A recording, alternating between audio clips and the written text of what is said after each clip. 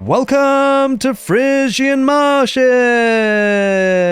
And today, spawning on the west side of the map in red, we've got marinelord playing as the Mongols. And his opponent today in the south corner of the map, we've got puppypaw playing in blue as the Abassid dynasty. Welcome everyone to this Age of Empires forecasted game. That's part of egctv's Call to Arms tournament on what I believe is a fantastic map in Age of Empires for Frisian Marshes. We've got the backward line, often a very forward gold exposed, as you can see right here for the Mongols. And puppypaws should be very much the same. Exposure there means that, aggression is usually quite rewarded on this map. And we do also have trade posts, of course, on the map to, keep the gold supply incoming for civilizations that so wish to trade. And then we've got the shore fishes that, it's kind of favoring the bold, favoring the brave, those who want to go out onto the map, expose themselves, but also gather that fast source of food income. Now, interesting civilization matchup, the Mongols versus the Abassid dynasty. It's strong for the Mongols, to say the least. Like, the Mongols in this sort of scenario, they can really pack a punch. We talked about how this map is very much favoring aggression, and, well, we see that happening already. 2 spearmen heading across the map. Going to put some pressure, maybe get an outpost rush up, and it's something the Abassid dynasty will struggle with. And hence why puppypaw has gone for 4 villagers on that gold vein. He wants to try and get as much gold as he can to make sure that he secures that age up to the next stage. And it is going to be the military wing that he goes for. It's very common now, actually. It's a very common landmark to choose, or wing to choose rather, from this landmark. And it's because of this aggression that's coming in, right? So, in fact, in this scenario, the defense should be pretty decent from the Abassid dynasty. It's because of primarily the archers that are coming out. Because, of course, the Mongols have their spearmen heading forward. They'll be prone to the archers. And I'm not sure if actually marinelord got the gold bounty there, but he's made the Abassid dynasty have to delete the mining camp in any case. Bit of the eagle arrow just to see, scouting to see what is happening. And obviously he'll see this as well. He'll understand that is going to be the military wing coming out for puppypaw. So marinelord is probably going to head back home. And the thing about this map and the Mongols, and I'm interested to see how puppypaw addresses this situation, because the Mongols are incredibly strong in the fact that they can actually get good trade going on quite nicely. And as long as they get map positioning, it's very difficult for the Abassid dynasty to push out immediately. It's really tricky, because the situation is that the Mongols will trade freely. They've got the aggression, the spearmen there already pushing the Abassid dynasty back a little bit into their base. It's denied the mining camp. And the Abassid dynasty has to come up with the solution to that. Do they stay at the 1 town center, which is not ideal for them? They kind of want to go for that 2 town center play if they can. Get fresh foodstuffs, cheaper villagers, make use of their economy in that sense. But it kind of forces the Abassid dynasty to be a bit more aggressive, right? Because if he doesn't be aggressive here, the puppypaw, and if he lets the Mongols trade just boom, it's going to be a problem. It's just, there's no way that he can let that happen. Now, it does mean that that villager has to head back there for marinelord. And there's no outpost here today for the Mongols on Frisian Marshes. Nicely defended there by puppypaw, and the decision to go to the military wing is obviously a very important one. Now, there was once a time where military wing didn't actually give free units, so this is something that's really changed recently in Age of Empires 4, and I think it's really helped out the Abassid dynasty. I think without it, it's a little bit problematic, to be totally honest with you. So I'm glad they've got this now, because the Mongols' outpost rushes, it was pretty strong against the Abassid dynasty. But of course, Age of Empires 4 in a fantastic spot now at the moment in terms of balance, in terms of civilizations. Speaking of which, the new DLC is coming soon. We do have 2 confirmed civilizations, the Japanese and Byzantines, coming to all of those who want to play Age of Empires 4, or even just watch. So I'm super excited to be able to cast those games that will be coming soon, with the 2 new civilizations that have been confirmed. And of course, DLC will bring new content, and that content is going to be great. I think we're going to be in a good spot for Age of Empires 4. So I hope you guys are enjoying the casted content on the channel so far. And if you are, do feel free to give the video a thumbs up. It actually really helps on the algorithm side of things. And yeah, I'm really glad that you guys have been enjoying a lot of the content. To let you know as well, just a bit of an update. If you guys have been watching the channel recently, I've had some computer issues. I'm actually getting my new computer apparently Tuesday. Like, apparently it's Saturday for me at the moment. So hopefully in 2 days' time, we're going to have a new computer, and very soon we're going to be having 4K casted content. So for all those 4K enjoyers, you're going to have some really nice quality. And even if you're a 1080p enjoyer, it's not a problem. I'll be shifting all the graphics to the maximum possible settings. And hopefully, combined with the audio, combined with my soothing voice, and hopefully good quality casting. We're going to have some great content on this channel going forward. And speaking of great content, well, the traders for marinelord are going to be looking to have great content with gold coming in for the Mongols, and this is something that PuppyPaw will need to address. Like, these guys, they will be boosting the Mongols' economy at untold amounts, and it just can't be something that is allowed to happen. Even with 2 town centers, it's very difficult to keep up with the Mongols' trade, because once they get more than 7 traders, they start to get other resources as well, other than gold. So it's very tricky to deal with. But with 2 town centers, it is a good start for PuppyPaw. It does mean that he will be looking to get a lot of land economy, a bit more flexible in terms of economy balance. Like, he can go for wood, food with these villages, whereas of course the traders is primarily just gold, nicely walling up that area to keep it nice and safe. And I think this is a situation where PuppyPaw has to go to TC anyway, just to protect this area. He needs to make sure he secures the gold and stone, which is exactly what he's done. And he will need to get onto the map soon, though. As soon as he can, get those units out, maybe a stable, get some horsemen to try and pressure the trade that's already up and running for marinelord. Marinelord already has production buildings to try and deal with that, though, as a stable barracks of his own. And it looks like it's pretty standard expectations here of this map and the matchups. Kind of slow, but I think the really interesting thing about the Mongols is they don't have to be... I think in many ways they're very flexible. Like, they used to be very aggressive, and they still are, but they can do this trade booming behind this, right? And they've got the capability to always produce quickly from the stables and the barracks using the ovu and the stone that comes out of it. And you can see marinelord actually not really producing too much military, just a couple of keshiks cycling around. And he's keeping up the stone. You know, he's going to keep it safe for really once he decides really what army composition he's going to need. I think keshiks are always going to be on the menu when you're playing as the Mongols and you're defending trade. You want that mobility, right? So keshiks is always going to be a thing for the Mongols. And I think something that's very strong for the civilization at the moment. Again, something recently added to the civilization. Keshik's a new unit, technically. You know, considering the history of Age of Empires 4. And I think it's a very strong unit that's been added. You know, the Mongols have always been traditionally very strong on aggression. And I think this has added another dimension to it, of course. You know, they used to have to rely on horsemen for mobility, but now they've got the Keshik. It's going to be an archery range as well, added in for marinelord. Gives them a little bit more flexibility in terms of keeping an army composition, you know, easily to switch around. Keeping a couple of spearmen just to protect the trade. And the trade is keeping up with the 2 town centers. It's getting kind of scary. Let's just see how many traders he does have at the moment. He's actually got 9 so far in total. And we commonly see this actually. You might expect, oh, why has he not gone for the silver tree landmark, rather? And it's just primarily because you could just plonk down 2 markets. He's got 2 so far. Maybe thinking about getting more as the game wears on. But 2 is actually is very strong, actually. It's kind of the right amount, because 3 becomes a little bit greedy. You want to be able to get those military numbers up as well. But 2, if it's not punished, it's enough to do a lot of damage in terms of economy booming, as you can see. Getting in 72 gold, 7 food, and 7 wood. We talked about how when you have more than 7 traders, it starts to bring in all the extra resources. And so this is such a nice buff for the Mongols. Not just is it getting gold, it's getting all the other resources as well. Getting the eagle arrow there for the Khan and the Mongols, just to keep an eye on things there. marinelord wants to keep the scouting going on, just to see what might be happening in the game. And well, at the moment, not a lot, but you know, with these 2 players, these 2 civilizations, you can rest assured it's going to get spicy. It's going to get spicy, guys. Now, speaking of spice, something that's very different for the Abbasid dynasty, they do get, in terms of the military wing, a really interesting upgrade in the castle age, which of course we're not there yet, but we will hopefully eventually get there. And that is composite bows. It's really strong at the moment for their archers. It increases the attack speed of archers by 33%.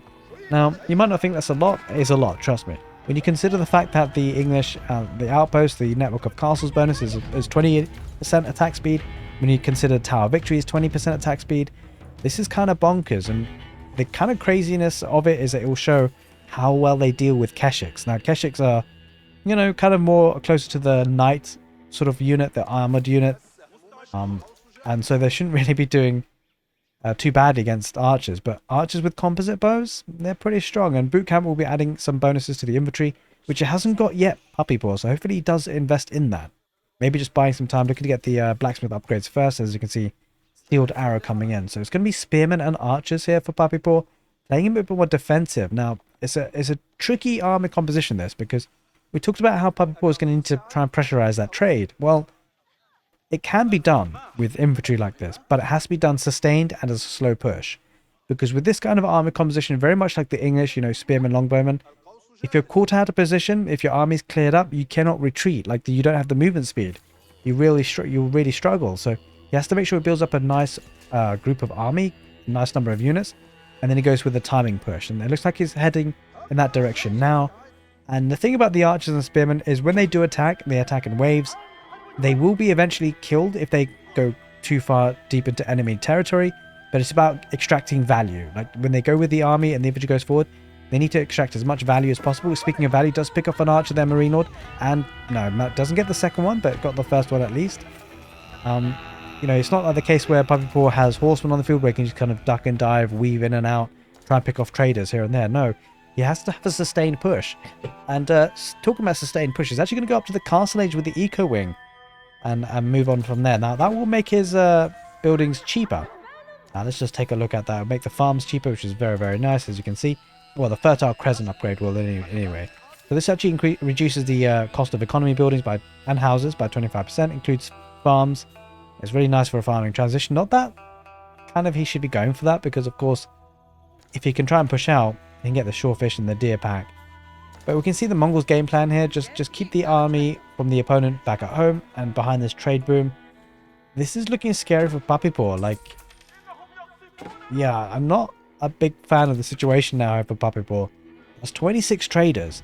Before too long, Marine Lord is going to be able to buy his way to the castle age if he needs to. I mean, probably needs to get a couple more villagers on food here. It's kind of an awkward situation where Marine Lord has got a lot of villagers on wood and hasn't really got the pastures for food, because he will want to go to the castle age before too long, but maybe he's considering just to stick with the feud age a little bit more. As we can see now 17 villagers on food. So he has moved out, maybe go to shorefish. That's exactly what he's done. And now he should be looking to get that castle age sooner. Perhaps could have gone to the food a little bit quicker because he's floating so much gold, but could always trade it. As you can see, Marine Lord is just trading. He's just buying the food that he needs now. And Spearman just going to check if trade is actually happening, which PuppyPaw now knows about. 46 military to 40, but Eco Wing is going to be coming in for PuppyPaw. Now, I think this is the timing push we talked about. I would be expecting to see boot camp and composite bows. I'm a bit surprised he hasn't got boot camp just yet. I don't know if that's an oversight. I'm not sure why he hasn't got it yet. I was going to go for composite bows and then boot camp. Okay, so we're just prioritizing that. It does mean that his infantry will be delayed a little bit in terms of being fully upgraded, but it shouldn't be too much of a problem. He's got veterancy coming in for the archers as well, so he's clearly going for the spearmen and archer line of units, upgrading them up to the castle age versions of the units. Now, the Kurultai is the landmark of choice for Marine Lord. And, well, PuppyPaw has an opportunity to be aggressive. He's got the text researching. I'm a bit surprised he's not heading forward. Like, it's 15 minutes into the game almost, and the trader count is going to be starting to be a little bit crazy. 34 traders here for Marine Lord. 80 eco units versus 69, and this is the benefit of having two markets, right? Like, with one market, it's just less of a boom, and it's not huge amounts of more investment, just the extra 150 wood for the market. And we do see now the timing push coming in with the castle age upgrades for PuppyPaw. He feels safe about pushing out now. He knows that he's been in the castle age's upgrades coming in very shortly, so if there was an engagement at this point, he'd be happy. But Marine Lord, he's in the castle age himself, getting the upgrades for himself as well, so this is a good time for PuppyPaw to push and fight. Marine Lord, as you can see, his initial reaction is just to back off. He doesn't want to push at this point. He wants to wait for his upgrades. Very sensible thing to do. Going to look to try and get some damage here, PuppyPaw. Now, PuppyPaw could dive on the trade route here to get as much value as he possibly can. I think the Spearmen need to focus on the outpost for now to burn that down so it doesn't get too many losses from the arrow fire from it. It does pick off a couple of traders. Now, the Kurultai is going to go up and look to trade quite effectively here, Marine Lord. If those units get upgraded, they're just about to be. As you can see, the veteran Keshiks are in. It's waiting for the veterancy for the archers. Waiting for wedge rivets, the second blacksmith ranged armor upgrade coming in very soon. Now, I'm talking about that upgrade. It's not something that PuppyPaw has, so it's a bit of a tricky situation. There's lots of traders here that could be right for the Peer Kings. Spearmen, they do brace. It's going to be a crazy fight with the Mongols. Keshiks diving in on the Spearmen. They do back off for now. Probably the good move to do that. The archers, though, for PuppyPaw, trying to snipe as many of the traders and the Keshiks as possible. It looks like PuppyPaw is making decisions here to either go for eco or for the army. I suspect it might be better to go for the army, because if he doesn't, he gets cleared up. And the spearmen are going to try and base against the Keshiks, but there aren't that many spearmen left there for PuppyPaw. A lot of the spearmen have gone down. Kurultai on the back line, healing up the units, pushing this away. And now the archers here for the Abbasid dynasty. They have to do the rest of the work, but look, they're not doing too badly. We talked about the strength of the composite bows. They're ripping through the Keshiks. The Keshiks would usually be doing so much better. Now the composite bow archers are pushing that back slightly. Now marinelord probably does have enough to take the fight, but it doesn't feel like he needs to. He's going to upgrade, or he's going to heal up rather, with the Kurultai. And we're going to see a mangonel for PuppyPaw. Now the mangonel, of course, will do great against the marinelord's archers. And there's not that many Keshiks to snipe it. So that could be a good play here for PuppyPaw. He's going to play slow and methodically, but he's done a bit of economy damage, but perhaps not as much as he may have wanted to. Although he has had 14 eco damage caused. Keshik's going to ride against spearmen. It's not ideal for the Keshiks, but they're decent. They're catching off units that are trying to reinforce. That's the benefit of having cavalry. You can kind of do that quite nicely, pick off reinforcements. That's exactly what he's doing. The mangonel is going to push those archers back for now. Possibly we shall see mangonel in the forest, but marinelord, he does spot it.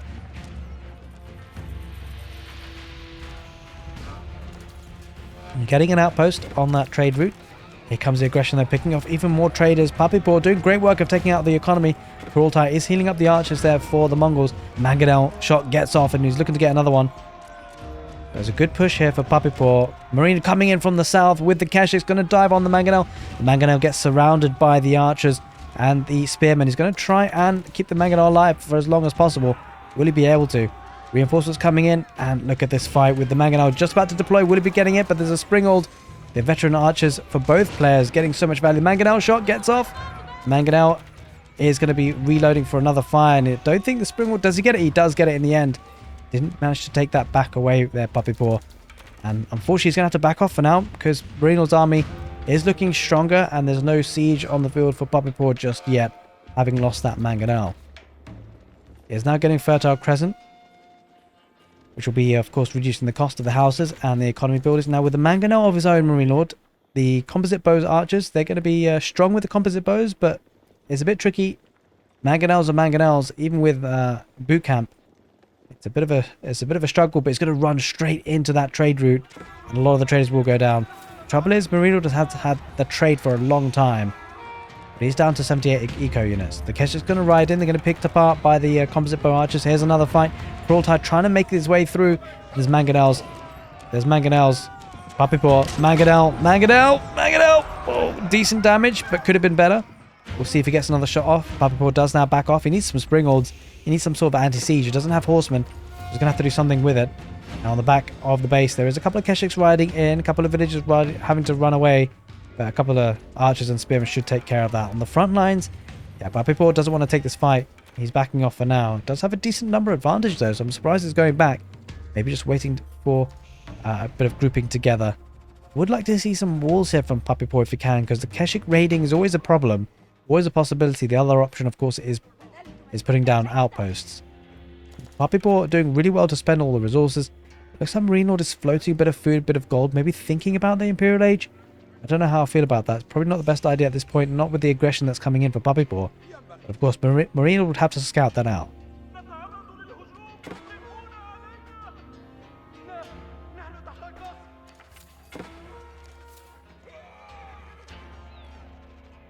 The Keshiks just riding away for now. But a couple of archers going just towards that trade route again, once again. Just a few of them now. They will have to back away. Now the movement speed here for the Mongols going to come and clutch. A lot of units will be lost here for PuppyPaw, unfortunately, because of that Mongols movement speed. Going to try and duck and dive into the stealth forest and get out of there. Now where does PuppyPaw go from here? He's sending a group of army on the north just to attack the trade once again. And he just needs to poke and prod. He's got to be careful not to let that Mongols trade take over. He's done a lot of damage already. 26 units have been taken apart. Would do well to do some more damage. What's going on with the trade here? Spots something coming in the trade route. Yeah, it's going right through it. There is a siege workshop as well for marinelord. Looking to get a couple of mangonels quickly if you can. Doesn't have the wood though for it. Doesn't have that many villagers on wood. He's got a lot of villagers on food and gold. I think he was maybe eyeing up the Imperial Age. It's kind of rough that he doesn't have that many villagers on gold. On wood, rather. A lot of units on the front. And it's like PuppyPaw, he's just spending the resources a lot more, right? Into units. And he's picking off a lot of the army. Oh, the Keshiks weren't there. Not enough archers there for marinelord, taking a really suboptimal fight. Pushing on two fronts, a lot of army coming in for puppypaw in the main base, but also the trade harassing significantly. There's the archers, there's the traders, there's the Keshiks, and this is a fight that puppypaw just straight up wins. He's got composite bow archers, he's got the boot camp in as well. He probably doesn't have necessarily the numbers. He's going to try and ignore the army, just go for as many traders as he possibly can. 26 archers to 37. Puppypaw comfortably wins that. So take a couple of the traders. Well, I think marinelord's just going to try and thin down the numbers as much as he can, but it's not an optimal fight. It does take up more traders. 38 eco units have been taken. He's fighting again on the main base, and the Keshiks will get good value at riding in. But there are some man-at-arms, the Gulam rather, for the Abbasid dynasty. But the composite bow archers absolutely ripping through the Keshiks. Without the Keshiks on the front line, those veteran archers are very, very exposed. The trade route is being attacked heavily. Now, marinelord will take care of this. He has done a lot of destruction though, puppypaw. We talked about how with the archers you're going to lose them, but as long as you get a good value of them, that's absolutely fine. And that's exactly what he's done. He's killed up to 43 eco units. Puppypaw trading in the archers for eco damage, and he's done it so effectively up to now. And he's actually putting on a good show here. Like, I was worried about the trade for the Mongols being so untouched for so long, but he's done a great job of putting this one back. The concern that for Mongols though, he's got plenty of food. It just feels like the balance in terms of wood is not being able to get too many mangonels that he probably would want.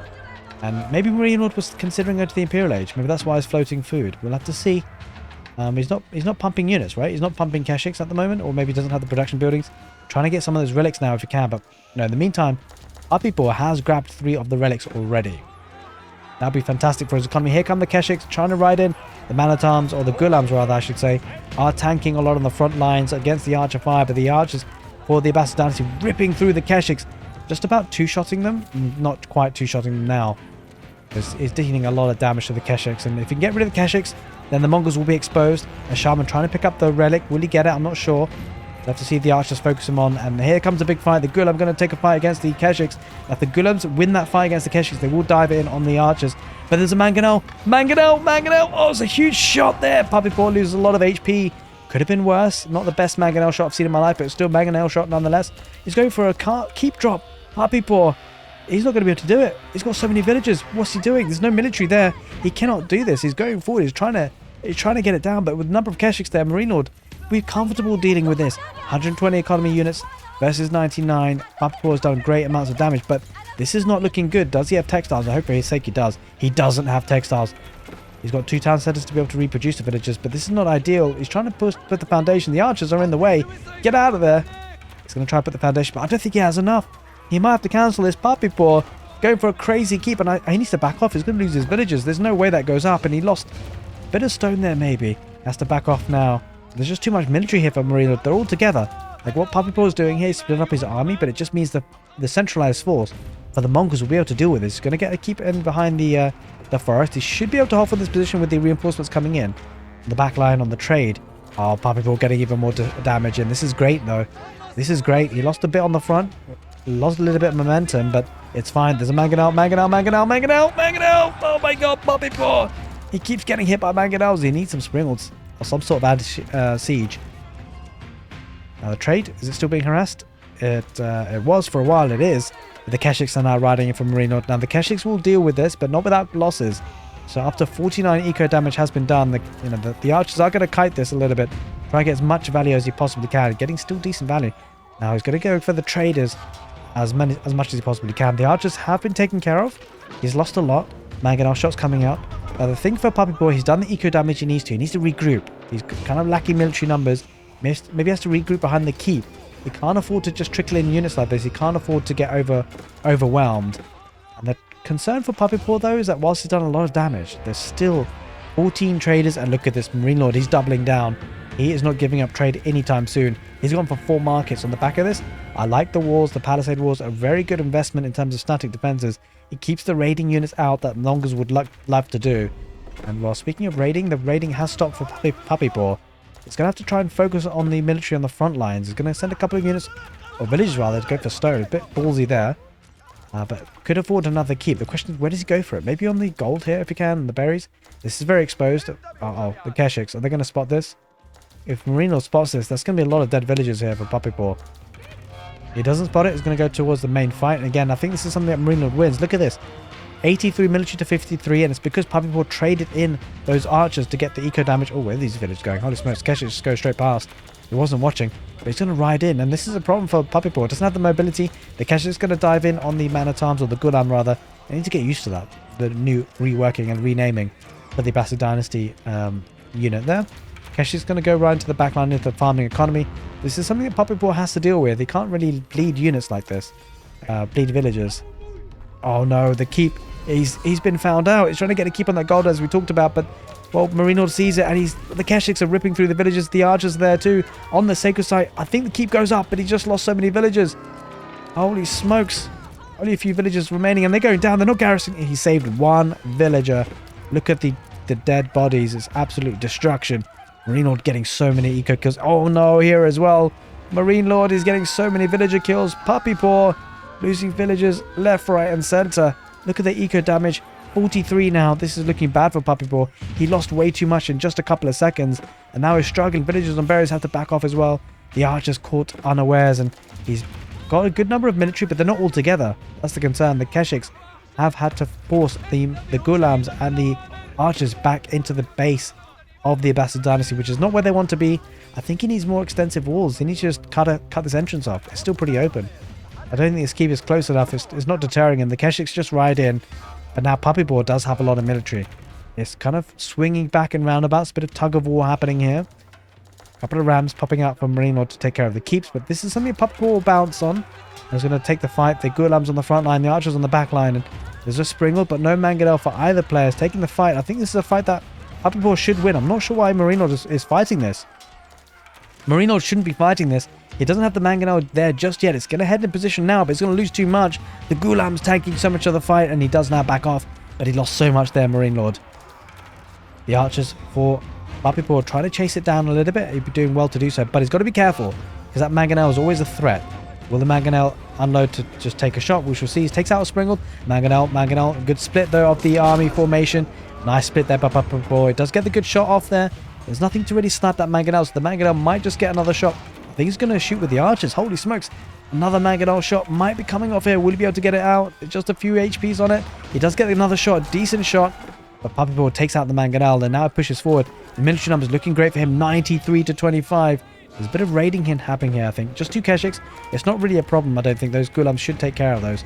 The problem for marinelord is getting pushed back very heavily. 93 military to 25. Marinelord struggling heavily, but look at the gold income he's got. Absolutely insane. Let's just switch over to that 2,000 gold per minute. But this is a fight that these archers should win. He's just going to camp out here. No real reason to back off, and he's going to go for the trade wing for puppypaw. He's going to get trade of his own if he needs to, if he runs out of gold. Mangonel shot. Oh my god, it's a destruction. A crazy mangonel shot. There's one in the north, one on the east, in the south forest. He doesn't see it. Another mangonel shot. Mangonel. Get out of there.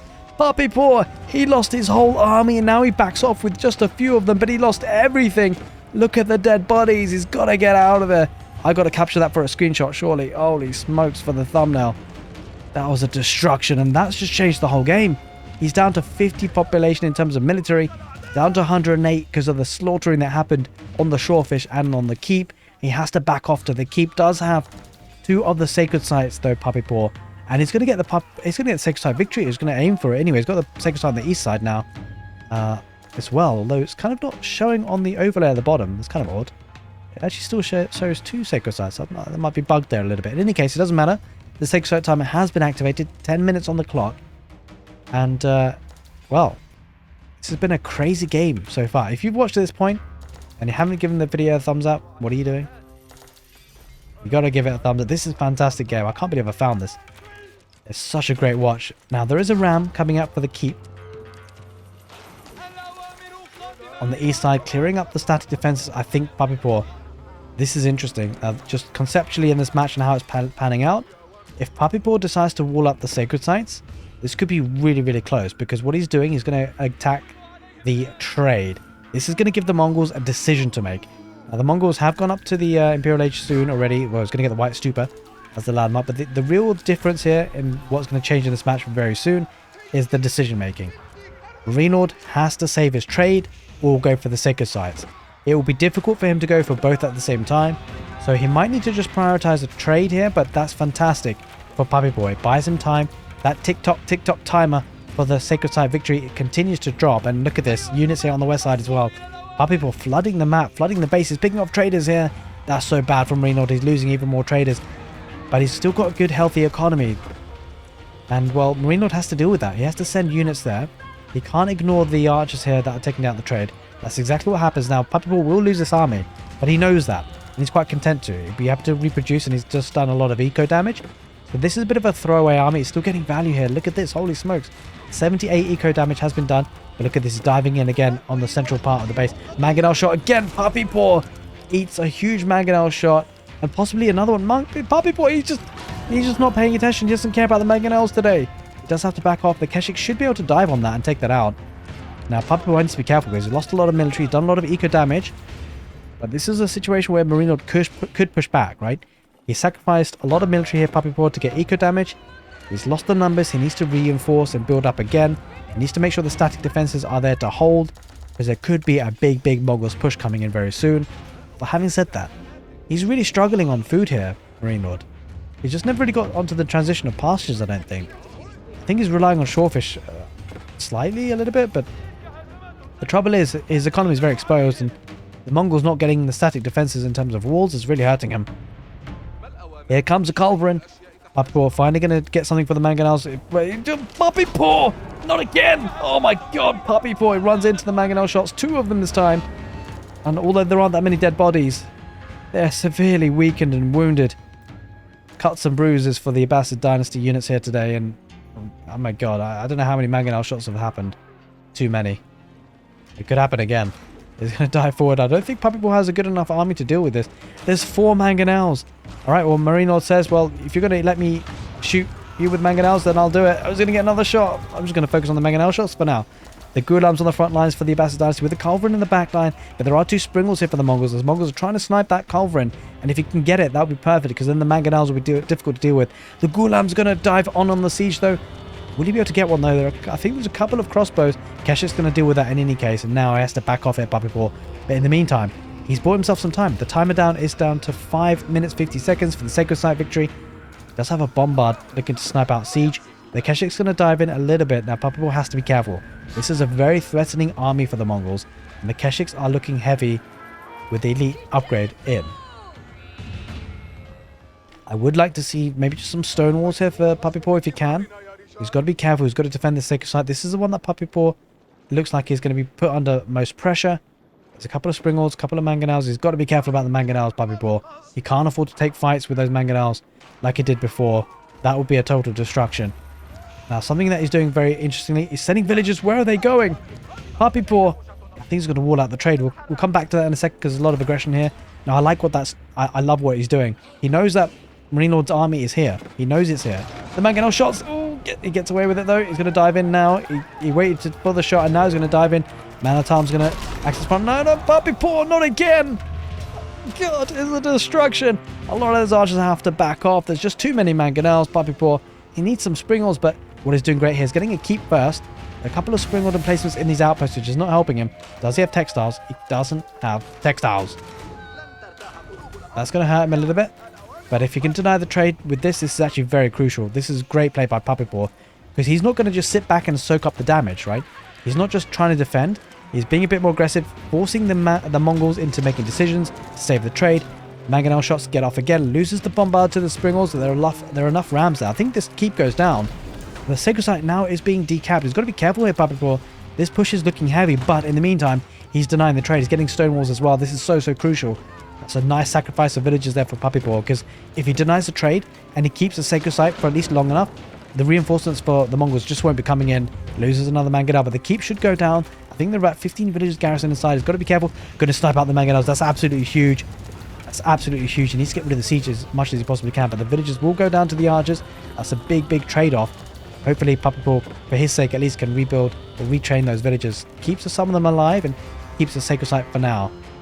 This is so huge. Denying the trade is absolutely key. And now marinelord, I mean, he's got such a hard decision. He's got to either go for the Sacred Site or the trade. Trouble is, he's got 100 gold in the bank. Got no gold coming in almost. And if he secures the trade once again, then he might be able to go back online. But he's got to do something about the Sacred Site's mangonel shots again. Or marinelord. PuppyPaw needs to try and chase that down as much as possible now. I love what PuppyPaw is doing. He forced army there, or forced rams to try and get rid of the keep and open up the trade again. And that's his signal to pressurize in the middle now. And this is keeping everything away from his sacred sites. 91 military. Sacred site victory approaching. Just 3 minutes. He's getting another keep there in that position. That would be crucial to keep it alive. The ram's now going to open up the stone walls. But this was such a smart play by PuppyPaw. I think this could be potentially what could win him the game. Obviously, still 3 minutes on the clock there for marinelord to claw something back. And he's got every chance to, because he's got the trade up and running again. Very soon at least. But the problem for marinelord is that, look at this army here. It's heading forwards for PuppyPaw. And he's got 88 in numbers. That's looking menacing, but a good couple of mangonel shots could turn that around again. I was going to go for the keep. Oh no, not again. The villagers, they're going to be picked apart. I think the keep goes up a bit more comfortably this time. And cannoneers there for the Mongols. The keep will go up, but the rams are coming. The rams are coming. We've got so many rams from the north. Oh no. Yeah, they're coming from the north, but look at that. The village is going to go back to rewalling. That's so smart from PuppyPaw. Oh, that's so bad from marinelord because the rams just came from the northern position. It takes them time to come down south. They're going to try and take the keep now. They will take the keep out, but the trade has been denied again. That's such a smart play by PuppyPaw. Now with the trade denied again once more, marinelord's war machine, the Mongols' war machine, is going to be hard to push forward. The trouble is that the rams are pretty tanky, and there's no real melee units here for PuppyPaw. Does have a culverin which will do a decent amount of damage. You're going to have to rely on villagers to take these rams out. Now the keep will go down, but the good thing for PuppyPaw is going to take out a lot of the trade route at this point. It's been denied again, once again. Look at that. And that's so huge. Like, the gold income is dropped down, plummeted. Only 84 in the bank. And meanwhile, there's no trade out for PuppyPaw. Hasn't needed it just yet. Here come the archers with now incendiary arrows. Looking strong. Boot camp and the composite bows upgrade. He's taking the fight. The ram's going to head forward. Now, the thing is that PuppyPaw needs to be careful about the rams. The rams just need to sit on the sacred site, and that will halt the timer. Mangonel shots for PuppyPaw now, doing great job. Oh no, not another one. Oh god, another one. PuppyPaw. I think he's going to have nightmares after this one. There's so many mangonel shots coming out for the Mongols. And cannoneers dishing out all sorts of damage. Kesh is going to ride in to try and take out the mangonel. He will snipe the mangonel, but he's going to lose a lot of the Keshiks on the retreat. Trouble for PuppyPaw is that the timer has been halted with the rams there. Rams will take out the university. Did he get the upgrades he wanted? Yeah, he did. Yeah, he got the incendiary arrows, which is perfect. He got chemistry as well, and he's going to look to take out the rams now, which is crucial because that sacred site timer will now start ticking down again, once again. But this is so crucial. Look at the numbers: 81 military versus 46, and he's had to try and get that trade route up and running again, which he has. But it's been such a distraction, right? It's been such a huge distraction. This is the final push you feel for the Mongols, but it doesn't feel like he's got the numbers. Now the PuppyPaw's army should be able to hold this on, even with the Kurultai, even with the Khan. This is going to be a tricky situation for the Mongols to deal with. I don't think he has enough. PuppyPaw should be holding on in this game 33 seconds, but the main fight is here. The hand cannoners are not going to be enough, and the culverins on the back line. And, well, he just needs to stay on the sacred site and keep the units away from the sacred site, the Mongol units, that is. And the composite bow archers, they are ripping apart the Mongol army. It doesn't feel like there's any way here for marinelord now. Down to 16 seconds. He's just sending more villagers for the third time in the game. He's looking to try and wall up and deny the trade. But I don't think he will need to. It's down to 8 seconds. There it is, ladies and gentlemen. marinelord doesn't wait for the timer. He taps out on what is a fantastic game on Frisian Marshes. A total back and forth between two fantastic players. I hope you guys enjoyed the casted game. Take care, and see you next time.